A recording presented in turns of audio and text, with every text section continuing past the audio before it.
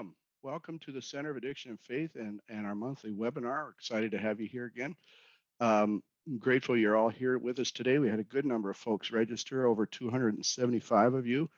We're scrambling a little bit this morning, trying to get our guest to get here. We're having some technical difficulties, so we're going to proceed, and we're going to trust that God will get him in here. But we're glad you're here.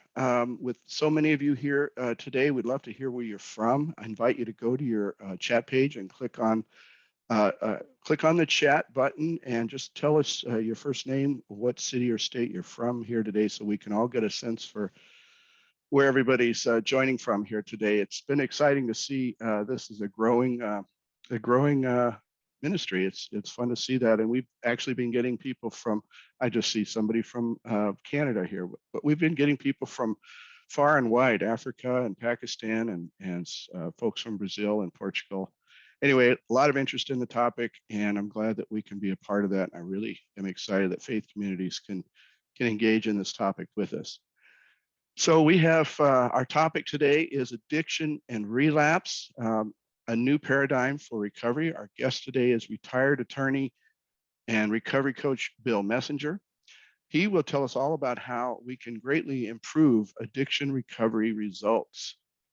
He's frustrated with the recovery results that we get, and we know that there's evidence-based practices that have been proven to help people stay in recovery and to avoid relapse. But many of those practices are not employed, and a lot of people are relapsing. So we'll talk about that today.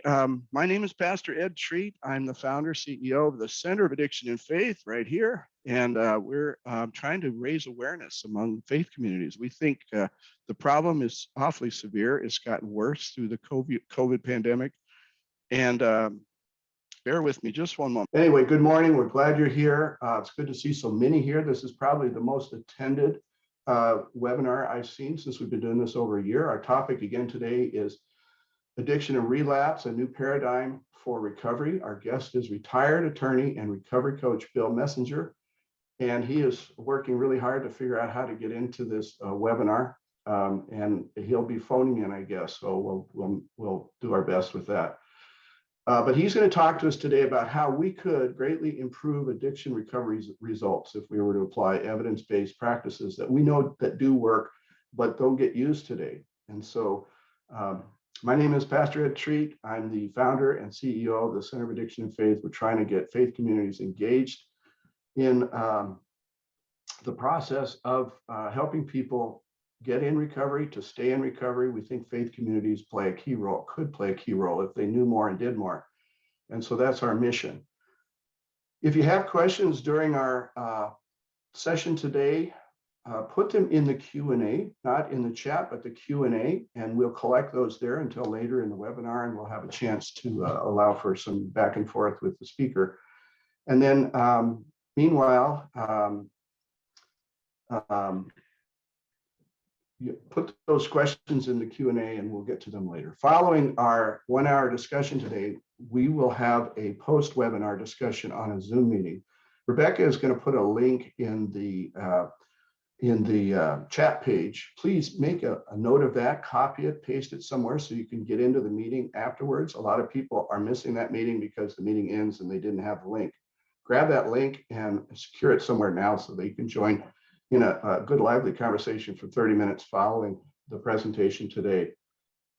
So before we begin, I'd like to start with a serenity prayer.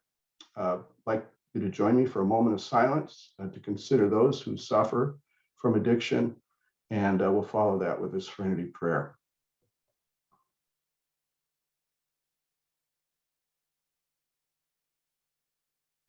God, grant us the serenity to accept the things we cannot change, courage to change the things we can, and the wisdom to know the difference. Living one day at a time, enjoying one moment at a time, accepting hardship as the pathway to peace, taking as you do this sinful world as it is, not as we would have it, trusting that you will make all things right if we surrender to your will, and that we may be reasonably happy in this life and supremely happy with you, Lord, forever in the next. Amen. Amen. All right. I've been a person in long-term recovery for 36 years. And I based my experience in 12-step recovery has, it's generally accepted in 12-step recovery that anybody new in recovery is going to have a relapse or two. It's become sort of an accepted norm. When someone relapses, we typically tell them it's okay, just start over. You can start over. We all relapse. It's considered an acceptable, normal part of the recovery process. For some, however, relapse is dangerous and unacceptable. Like, for example, airline pilots. We can't afford them to have a relapse because, for obvious reasons, the results would be catastrophic. So those pilots, and this is information we've had for more than 20 years now, for these people and for those in professions like them, like physicians, where other people's lives are at stake, there have been programs developed that make relapse far less likely. Through these programs, we've learned some very effective evidence-based methods to prevent relapse. These methods have been used for many years now, and yet they're still not widely applied. And I'm hoping Bill can help us to understand why that's the case and what it would take to put these methods into place.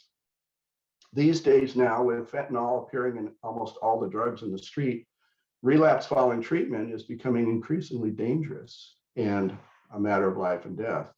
In fact, people who are relapsing are dying because they're getting doses that they weren't expecting. So more and more, we're hearing of people dying from relapse due to fentanyl-laced drugs. It's a big problem. Bill Messenger, our guest today, he is a retired attorney. He's a recovery coach. He's here today to help us understand the current state of relapse prevention practices and what we can do to improve outcomes. Now, Bill will give us some insights into how faith communities could play an important and supportive role helping people on their journey back, to wholeness. Bill is born in Milwaukee. He received his BA from Yale University, his JD from the University of Minnesota. He is a Hazelden Betty Ford trained addiction professional. He is now a retired attorney and recovery coach. He has a website, www.billmessenger.com. It's filled with writings, research, and resources. So I want to thank Bill for being here with us today, but he's not here, so I can't really welcome him. So I'm going to ask Rebecca if there's anything you can tell me about the status of Bill. We might have to reschedule this thing. I'm so sorry about this.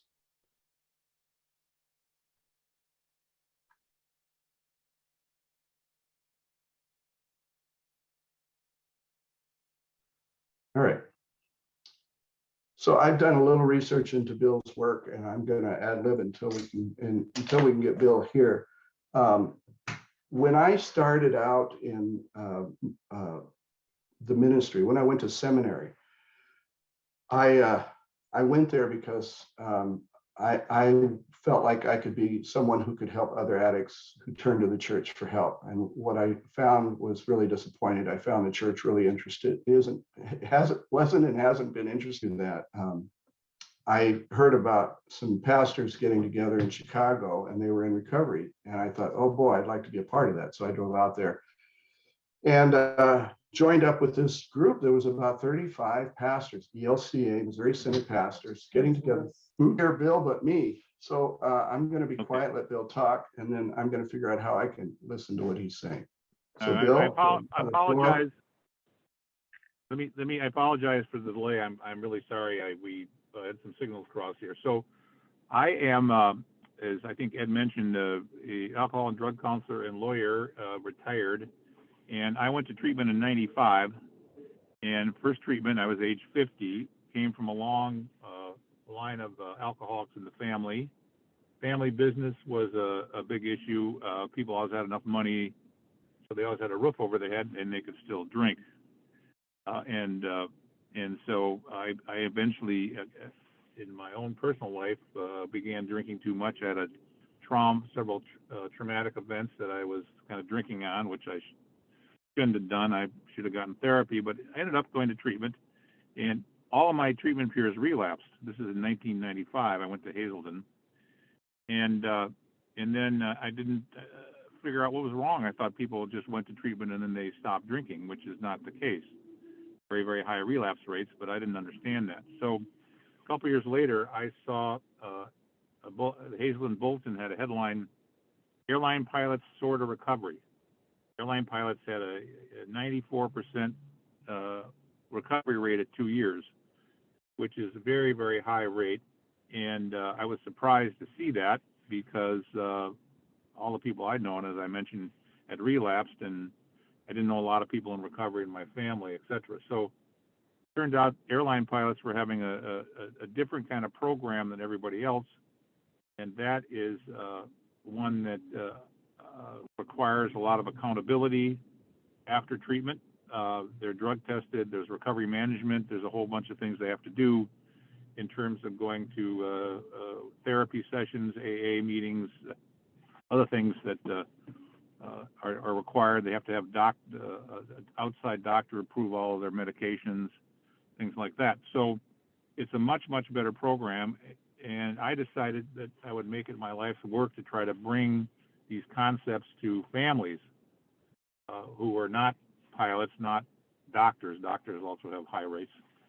Just the general public, to see if I could improve recovery rates working with families. So for 20 years, I basically work with families trying to help them apply these principles to their loved ones who were suffering from alcoholism or drug addiction, et cetera. So, and it has been very rewarding. And basically what we do is we use family resources as kind of an incentive for recovery compliance. It's somewhat complex, but it's a really good option out there that most people aren't aware of. And there's a lot of research that supports using incentives to encourage treatment compliance, and with drug testing and some other things. So this is a concept that is in the recovery field has been somewhat controversial because the traditional way of addressing addiction has been you call up and find an interventionist. They come to your house, they do an intervention. Your family member of concern either goes to treatment or doesn't go to treatment. Usually it's inpatient.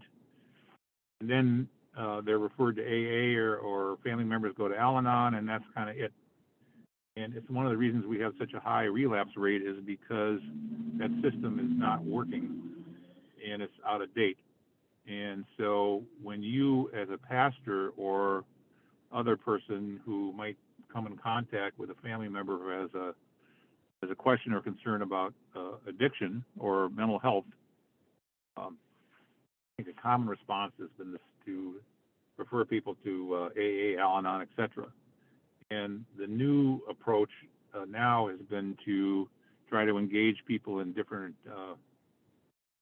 ways of, we'll call it pre-recovery activities, which are maybe related to the family getting help, themselves going to counseling, maybe ways of interacting with the person to bring the issue on the table. A lot of people, if they bring it up, the family members get into fights, arguments. The suggestion now more is, instead of criticizing somebody for an alcohol or drug problem, it's how can we help? It seems like you're struggling, trying to do other ways of intervening verbally that are not less direct, let's say. Try to be more supportive of the person who has the problem versus being confrontational. So I don't know if Ed, if you're back in, but one of the things I want to talk about today. Can you hear me? Yeah, I'm back and I can hear you fine. So thanks for getting in here. So one of the things, Ed, in this dialogue is what do you think people want to know in terms of how to be more effective in interacting with either a family, working with a family, or they're talking to somebody who says they have an alcohol or drug problem? What do you think your listeners might want to know? Right. Yeah. So when I was starting to tell the story before you managed to get on and start talking. I was about to say that we formed a group when I first started seminary in 1990. And what we were hearing from other pastors was that pastors who were finding that they had an addiction problem were pretty much out of a job and thrown to the curb. And we all felt like that was not okay. We knew the pilots had a program, we knew doctors, physicians had a program, and we felt like what we ought to be doing is helping these people get well, not just throwing them out. And so we borrowed from the pilots program, we put together a impaired professionals policy, and it borrows from the same concepts that I think you're advocating here, and that is to build in accountabilities for the pastor so that there's a way to monitor their progress and to hold them accountable so that they can stay in their career. And so we've tried to get that out to bishops and judicatories, but it's the same kinds of ideas that you're advocating, that we have to figure out how do we apply that to everybody else who isn't in one of these careers where you can use leverage. So I think talking about the kinds of leverage that we can find on people that don't have, yeah, I'm not even sure what those are, but if you're a pilot and you're going to lose your license, you have a huge incentive there, and so that it gets a little more difficult case by case. I think finding the right leverage to use with each person, because everybody's going to have a different way to be held accountable. Is that right? Correct. And I think one of the big issues here is, in the field, there is a lot of debate about what is the best approach. The traditional approach, which has been, Al-Anon says, you go to Al-Anon, you can't affect the addict's behavior. They have this mantra, you didn't cause it, you can't fix it, type of thing. And so the idea is you have to wait for people to hit bottom to want to recover. And my problem with that, twofold. One of them is people who have some resources never really hit bottom because they're able to avoid the consequences of their use. They buy a lawyer, have lawyers, they can pay people off, they can, sometimes if they're at home, they can hire substitute child care help or something. And the other problem is with these drugs we have these days, if you wait for somebody to hit bottom, they're likely to die because they're going to be using heroin or getting into some other, getting into the fentanyl, whatever.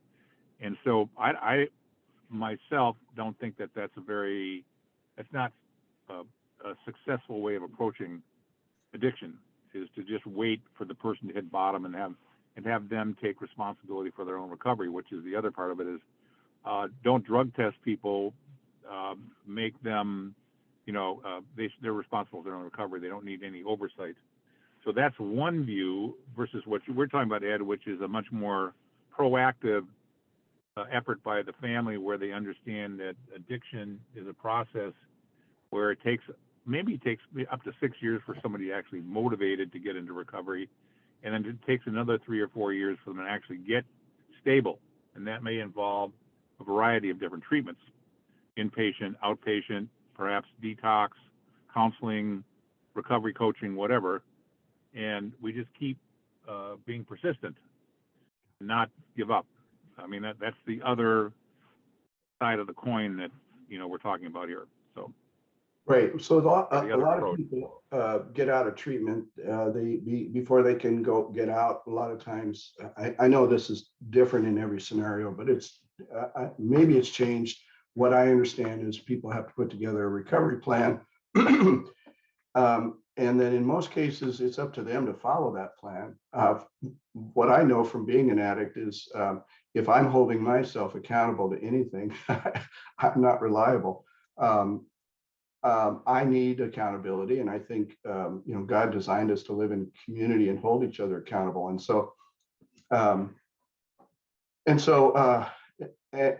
I'm assuming that part of the problem with relapses is that people are given their 28 days or whatever length of time of treatment and then just sent out to figure it out on their own, and it's hit or miss as to whether they follow through with any of that.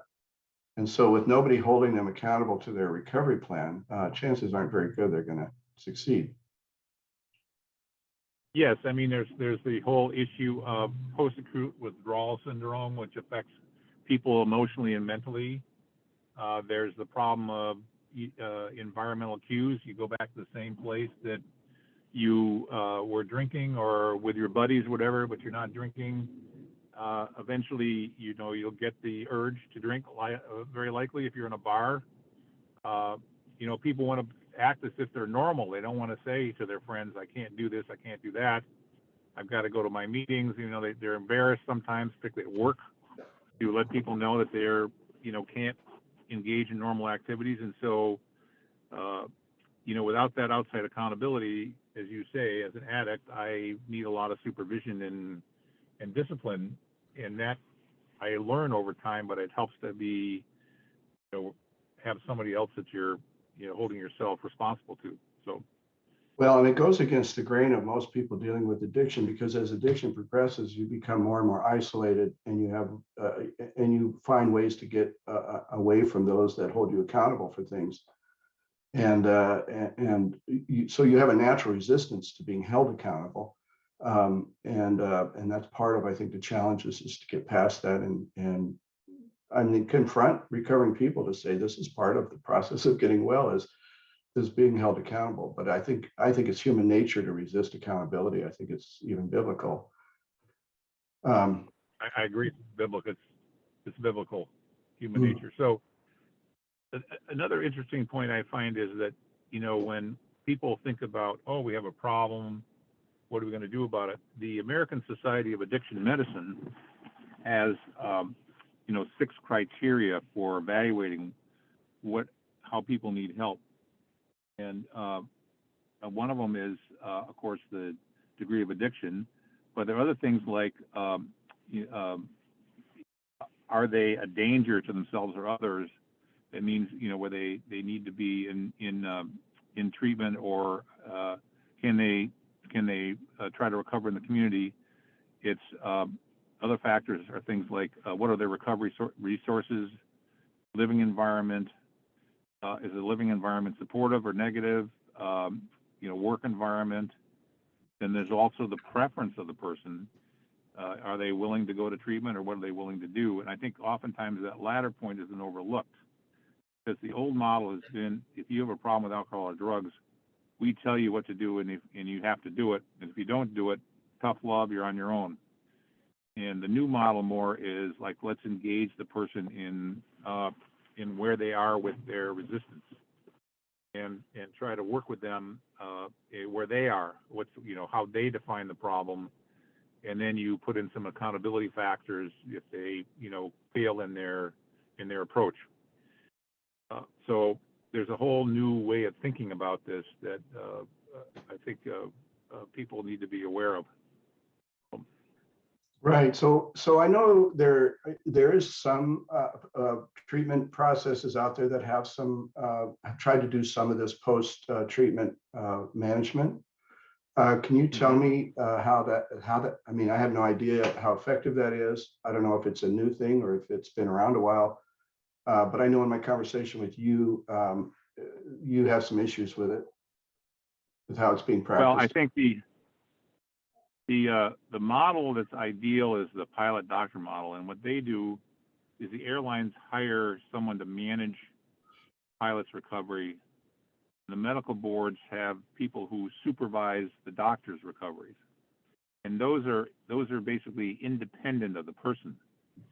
So if the pilot or doctor doesn't run their own recovery program, the airlines and the medical boards do run their. And so this is a whole thing that's called recovery management, but it's being managed by the airlines and managed by the medical boards. Similarly, in our work, we have the families try to hire someone to help them manage the recovery process for their loved ones. So the recovery management is external to the addict. A lot of current recovery management programs are run by the treatment centers for the person in recovery.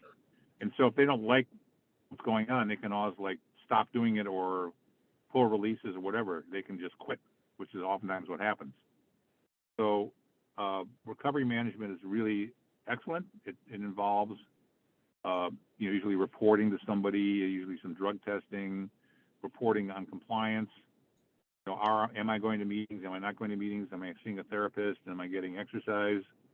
Am I, taking care of my nutrition? All those types of things. If the person in early recovery may just decide, I'm done with this, I don't like it, I don't like having to report, I don't like all these activities, and they quit, and nobody knows about it. So there are different styles of recovery management. I like the one that's where the family has somebody who kind of helps guide them through the process, because it's very hard for the family members and people in early recovery to have healthy interactions. And so it really helps to have an intermediary working with the family. So that's my 2 cents on that. Yeah. Well, the impaired policy that we developed in the Fellowship of Recovering Clergy borrows from the pilots and adapts it to our situation, and it essentially requires a pastor coming from treatment needs to seek ongoing professional counseling, and they have to, if the Senate or the bishop is using this instrument, it instructs them or guides them to agree with the counselor, so that the counselor can report to the bishop about how you're doing, not details about what you talk about, but just whether you're following through. And so the bishop's office and his staff are not burdened with another task of having to supervise a pastor. They simply have access to someone who is monitoring this individual. And it just it adds a layer of people, if people think they can get away with something, they will, and if they know they won't, they won't. It just works way better. And I grew up with the mantra in 12-step programs that an addict alone is in bad company. I have to have people in my life who hold me accountable and see that I take care of myself, because I'm not a good steward of me. Yeah. Well, that's the thing, and people come out of recovery, and addicts like to think of themselves as we're a very independent sort. We're kind of unique. Nobody really understands us, and then we go into treatment, and we find out that's usually just a bunch of malarkey, and it's just our egos and combined with alcohol or drugs talking to ourselves. And then we come out and we don't want to be accountable. We're like, I'm a free spirit. I'll do this. Yeah. And so it's very difficult, but the program you're talking about is extremely effective. And so for the pastors out there who are working with their families, one recommendation is advise the families to use their insurance to go find a good counselor and have a family counselor who's working with them, and they can help hopefully with that relationship with their loved one who has a problem. And I think insurance is now available for so many people, whether it's medical assistance or their own insurance policies, that they can go and get some help. And they're also, so that's very a wonderful resource. And now there are many more kind of regional groups that are called RCOs, Recovery Community Organizations, and they are also a good resource. There's something called Minnesota Recovery Connection. And so those are good resources for families to call. And they have peer support experts who can work with them individually to kind of guide them through. I want to go back to the role of the family and how important that is. Could you say something about that, and not only how important it is, but what the challenges of getting the family on board are? Well, one of them is the family is very important. I was just reading something the other day. Harvard is now doing a lot of research on evaluating different studies on what works for recovery, what doesn't work, etc. And they're saying that the family relationship is key. And that is kind of different than the message I said people have gotten from Al-Anon, etc., which is the family has to disengage and not try to have any influence over the person of concern. And I think that's just wrong, because all the research now shows that the family system and family relationships are very important for people, particularly in the early stages of trying to address the problem. And so the family's role is extremely important. Did you ask me what the family can do? Is that what you said? Yeah, well, I'm just trying to imagine how might we apply that to a family situation. I'm thinking that it could be very similar, where you could have like you suggested, use your insurance to get a counselor, and then have an agreement where the counselor can keep the family apprised of whether you're showing up and doing what you're supposed to do, not sharing details of what you're sharing in those sessions. But the family can have their own counselor. I think the family definitely, they're the ones who are really don't get a lot of help here. So I think the family needs their own counselor. And just saying I'm going to a counselor, and maybe even inviting the person to come along if they want to, but the family can say, we're concerned about your alcohol or drug use, and whereas the family, we're going to go to counseling. Right. And invite them, and you don't, or just go and then get the family together. I think it's important for the family to have a unified voice, because if there's not a unified voice, the person of concern, we're very good at exploiting family differences. So one reason to go to counselor is just have everybody have a common understanding what the problem is. Because some people say, oh, I think it's depression, not really alcohol and drug use, a mental health issue. Or somebody say, I went to Al-Anon and there's nothing we can do, so I don't want to participate. So it's good to kind of work out all those differences. And then once the family kind of comes up with a common idea, particularly parents, mom and dad oftentimes have a lot of disagreement about this because it's been going on for years. And so getting them on the same page is important. As well as some other relatives, if they're uniquely involved with the family member. So that's one thing, is just start the process. And the other thing is to talk about it at home. I mean, to try to normalize. Is when a person is not feeling well because they've been drinking or using drugs, to say, oh, I'm sorry to you're not feeling very well. Not just ignore it. So, right. Well, I know my mother was really instrumental in my getting well when I did, and she never stopped confronting me. Every time she saw me, she would say, "How's your drinking?" And I would get so mad because I was tired of hearing that she thought that I had a drinking problem, and I really didn't think I did. But she kept asking, and I know that when I finally wanted help, that's who I turned to, and so. What we tend to do is just kind of say, well, we'll just let them go, and they'll find, hopefully they'll have this awakening before they kill themselves. And it's too important to let some, we can't afford to let people die and kill themselves. What I know is that most addicts can't stop themselves. They need someone to intervene, and they need, it has to come from outside. They don't have, if they had the will and the ability to do it, they would have done it. But the fact is they're trapped. And unless some outside, say it again.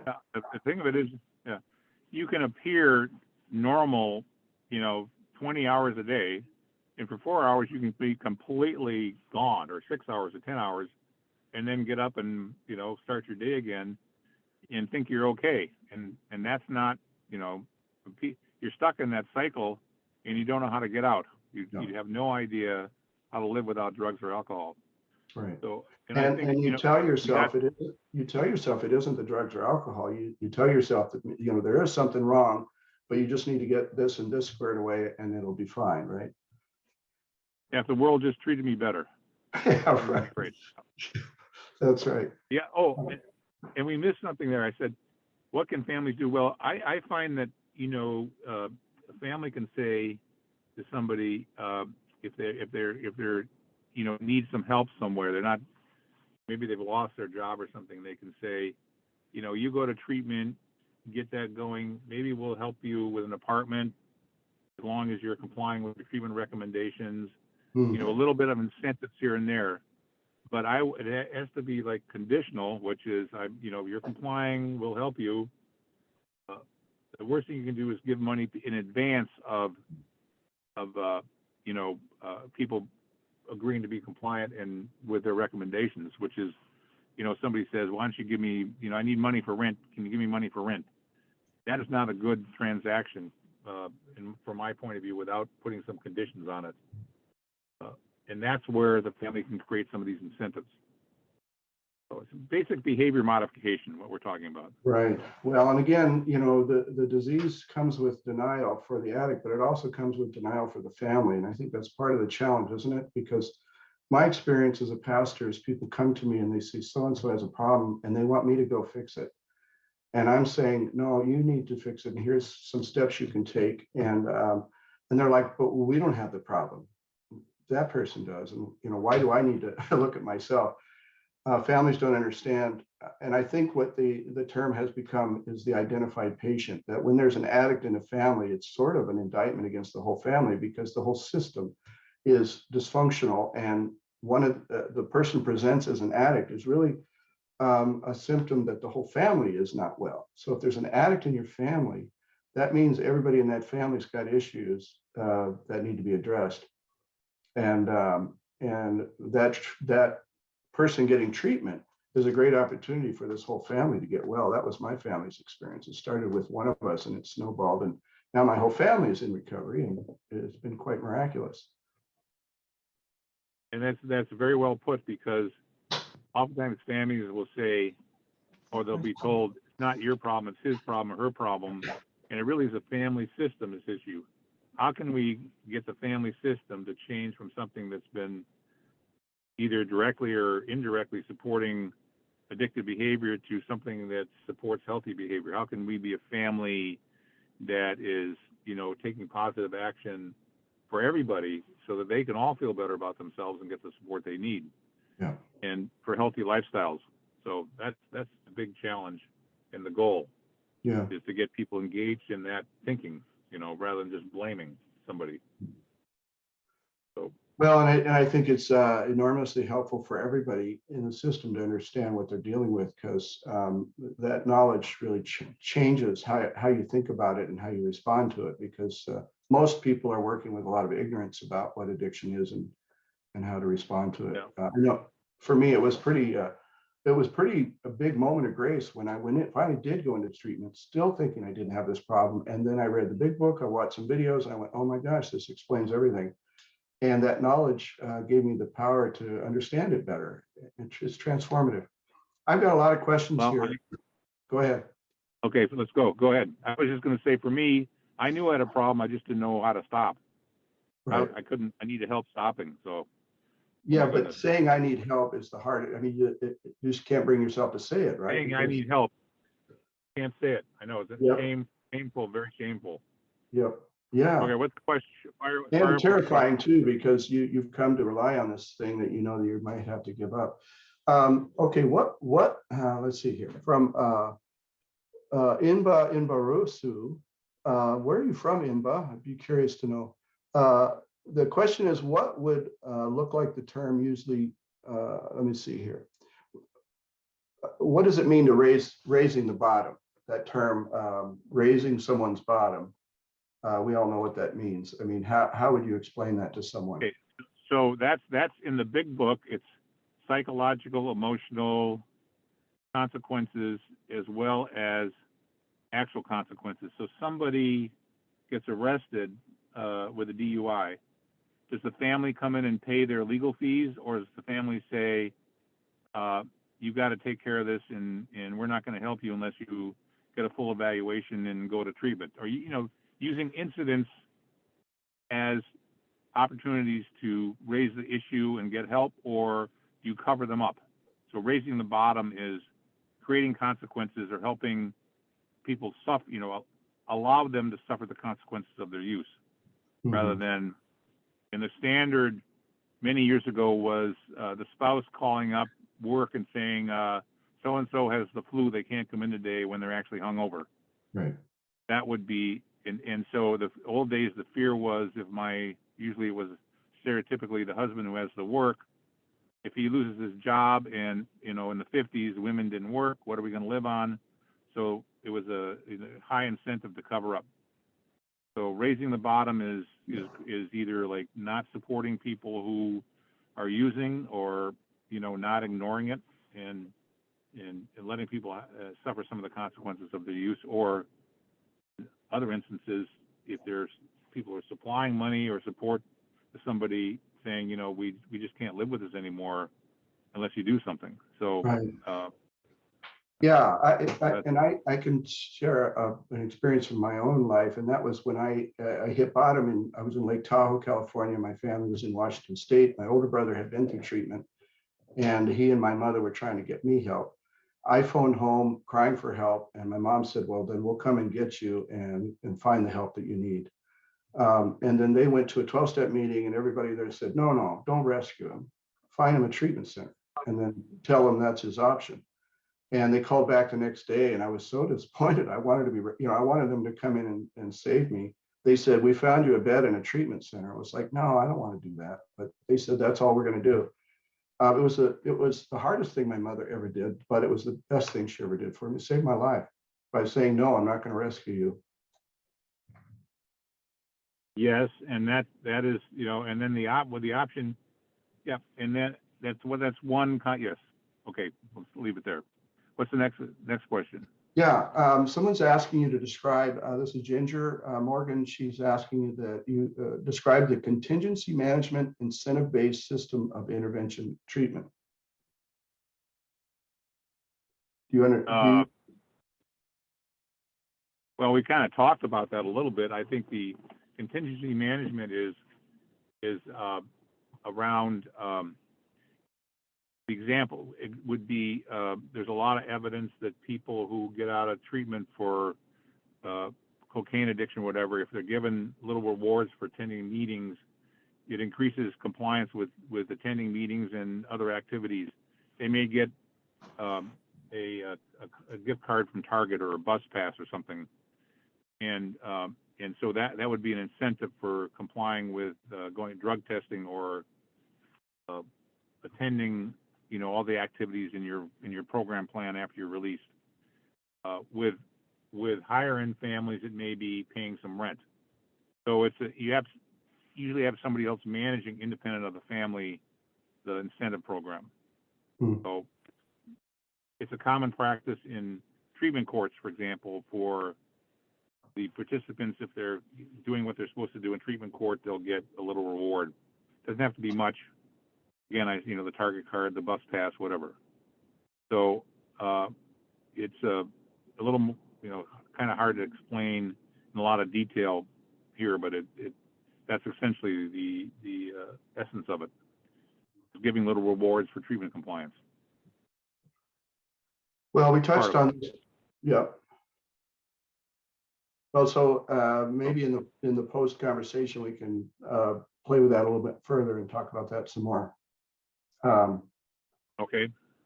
Along with here's Barry Lehman has a longer question here. He says, "I was fortunate enough to go through a professionals program in 1988 in Wisconsin.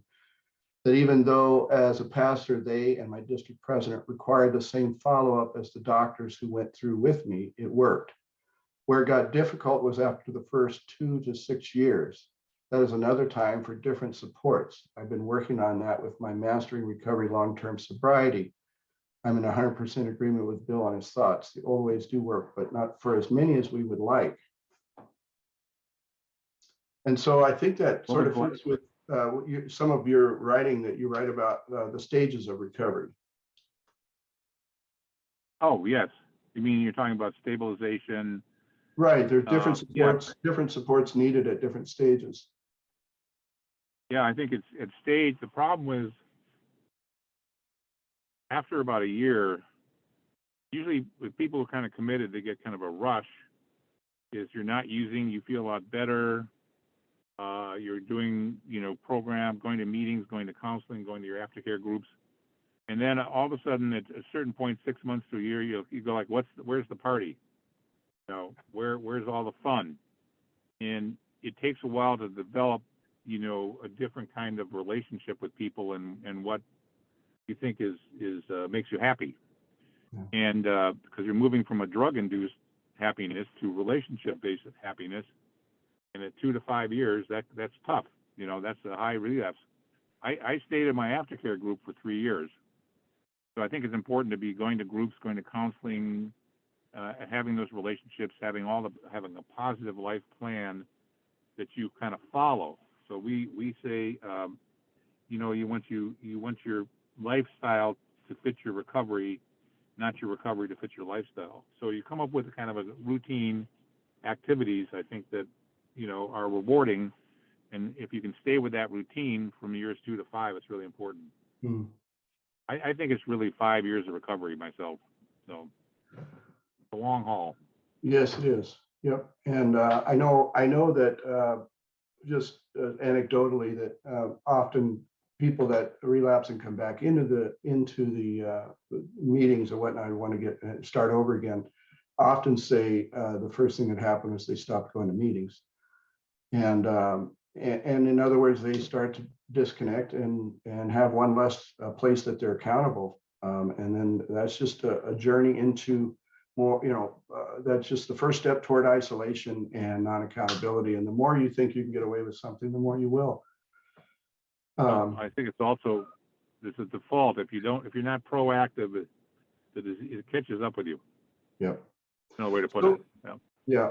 Yeah. Can you imagine ways that faith communities could help to be a part of the process of holding people accountable, or being a part of this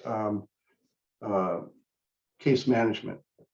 I don't know. It depends upon their resources, but it seems to me that if faith groups had their own recovery groups in the church, not Al-Anon, not AA, but just like what is a faith-based recovery support group looks like within the church for people who are struggling, either families or individuals coming out of treatment. How can we support you in recovery? Because remember, this is we have a spiritual problem.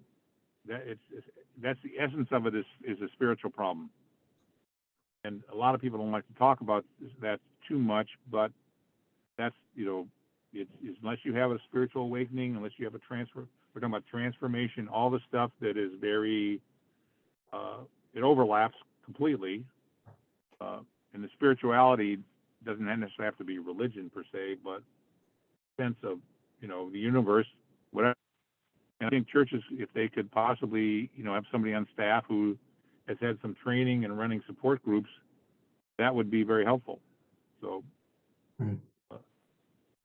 I think acknowledging it too goes a long way. I think when people hear a church speaking the language, or else at least having some materials about understanding it, it helps faith communities send a message that this is a place that understands their struggle. I know anecdote. Go ahead. Go ahead. No, finish. And we'll engage with them. We'll engage with them and support them.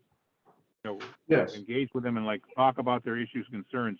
One of the problems with Al-Anon is it doesn't make sense to a lot of people to not try to engage with the addict, because they need engagement is what actually helps people. So, so we're really trying to transform the relationship to less emotional dependence, but healthy interactions that would encourage someone to seek help. So, go ahead. I'm sorry I interrupted. No, you didn't. Yeah. So, looking at the next question here. Stacy says, I don't know if this is appropriate or not, but one thing I'm struggling with is that my church disfellowshipped me. That's a new word. I like it. Disfellowshipped me when I confess my drinking. And I'm having a very difficult time feeling like I can never rectify that in my walk with God, and it keeps me stuck. Also, both of my parents are deceased, and my brother is in active alcoholism. And that's that's too common of a story these days, unfortunately. I'm not sure the whole story there, but well, I know the stigma is still alive and well, and churches. Who did Jesus embrace? I just think that the idea that that the fact that you confess an alcohol or drug problem or other mental health problem means that you're alienated from God or you somehow violated church doctrine is nonsense. I mean, that's made up by the church to some degree. And it's not what Jesus said. Right. And I think that we need to get away from that moralizing. If your church cannot be supportive, I think it's time to find another, or at least explore additional options so that you don't feel like you're being judged. And I would say that the worst part of, I go to meetings in St. Paul, which is highly Catholic, and the people there, they, really experience that alienation from the church around this issue. And they're very upset about it. And it's very unfortunate. Well, it's a little bit mind-boggling when you think what you just said about who did Jesus embrace. Yes, Jesus loves you, not, and that's independent of the church, I hope. So, whatever church you go to, they're people, they're humans. Well, the story of the prodigal son, I always thought that was my story, about how God welcomed me back to a new life and to be embraced and loved and welcomed. But I learned at seminary that story was really about the older brother who just could not bear the thought of welcoming back this younger brother. And you kind of understand him. He's made all the right choices and done all the right things. He's never done anything wrong. He's been faithful. Why should this younger brother be celebrated? And so you kind of get the fairness of that. But Jesus was holding that story up to show the Pharisees and the church leaders in the church of the day that this is what you're like. Your righteousness keeps you from being graceful. And so when I think about that, I think, the churches tend to be places where people who do everything right, manage to get life right, can function properly, tend to be in churches. And I think there's sort of an attitude toward those who didn't make as good of choices or are broken, don't really fit or belong. That's been my experience. And I just think how not what Jesus had in mind is that. Correct. So, and you're right about that. There's people, I have done everything right in my family. My brother or sister's a screw up. And why are they getting all this attention from the family?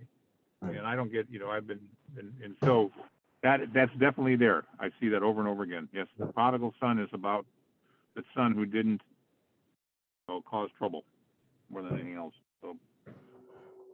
Well, Bill, we're going to jump over to this other meeting now and this is the first time we've had more questions than we could get to in a webinar, and this is by far the most who have shown up.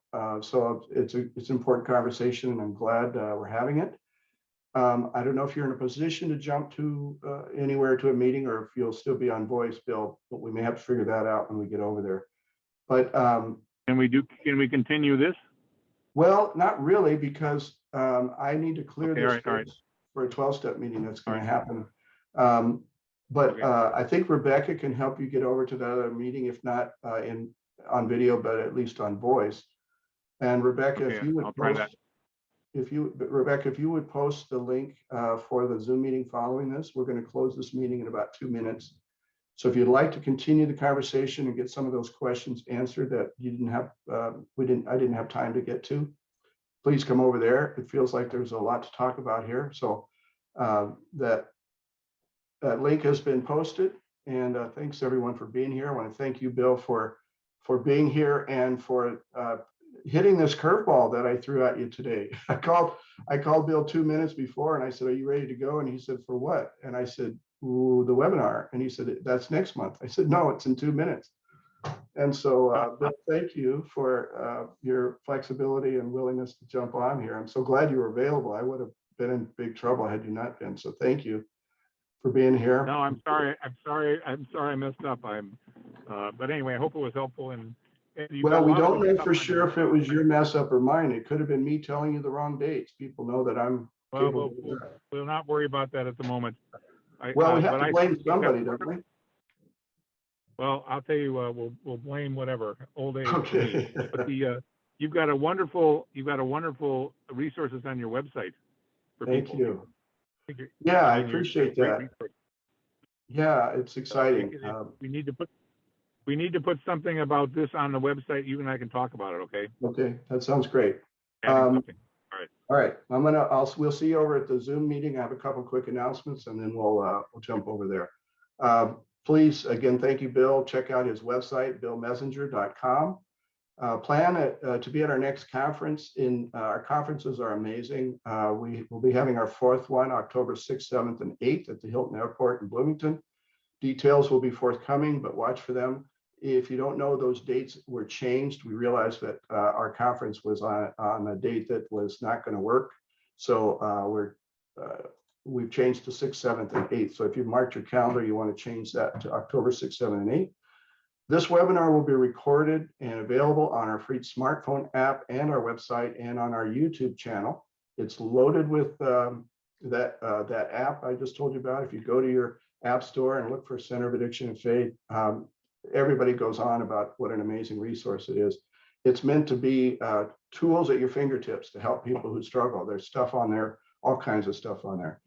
But look it up in your app store. We have a symposium happening this Sunday night, May 1st, from 5:30 to 7 in Sioux Falls, South Dakota.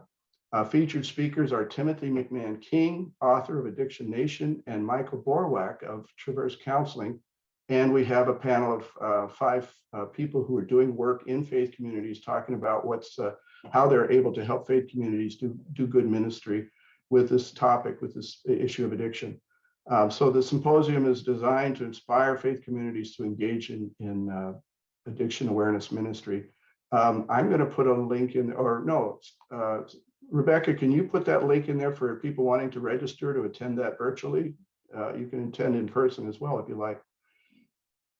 There'll be a link for that in your chat page. And then there'll be a link also for a PayPal donation. We sure need your help. We're trying to make this a viable ministry, and it takes resources. And we are currently not self-supporting yet, but we'd like to be.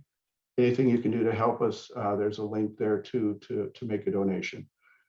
My thanks for all of you for being here. I'm so grateful. And we'll see you at the Zoom meeting. God bless you all. Go in peace. Serve the Lord.